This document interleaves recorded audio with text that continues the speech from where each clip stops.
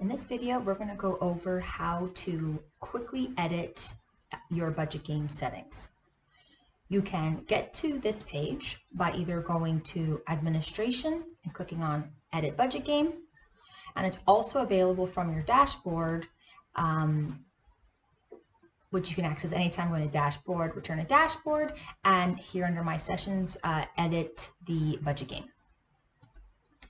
So the settings that you can change are the start and end date. So these are the dates in the real world when students are able to participate in the game. Here is where you set the actual game mode. So when you have this selected, this means that they will start as a college student with a part-time job. And if you have chosen this option, they're going to go straight into the workforce. With this option here, you can choose how many total months they play in the game. Again, it's about 20 minutes to complete a month. And if you have them graduating at some point, you set the amount of time they're going to spend as a student and how much time they're going to spend as a full-time worker here.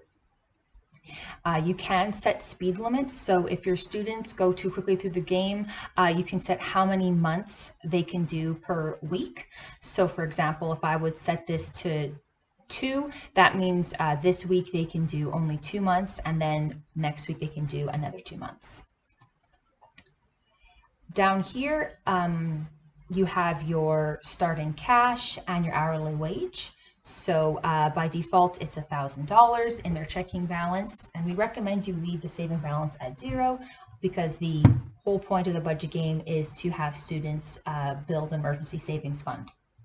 However, you can also change that if you prefer having a different distribution between the two. Here is the column for all of your part-time expenses here. So your hourly wage, your monthly rent, your phone bill, internet bill, and so on. Whereas this column here are going to be your full-time rates. So this would be the hourly wage and then all of those expenses here. The only exception is income tax. So if you don't want to have income tax, for example, if your state or province doesn't have that, you can just put that to 0, or else you can adjust this to reflect your local area. Also down here, we have a couple of payment options that if you don't want to turn them on, you can just put them to 0, but they only apply during the full-time mode. Down in this section, the life event emphasis, you can change any of these parameters at any time, but particularly this feature, you might want to adjust depending on what you're covering in class. So if you're talking a lot about contracts, you might want to check that button and then click update, and they'll have more of those kinds of cards popping up in the game. Down here is where you will see whether your settings have made it really difficult for students to succeed in the game. So if you notice anything alarming in here, you can go up and adjust it.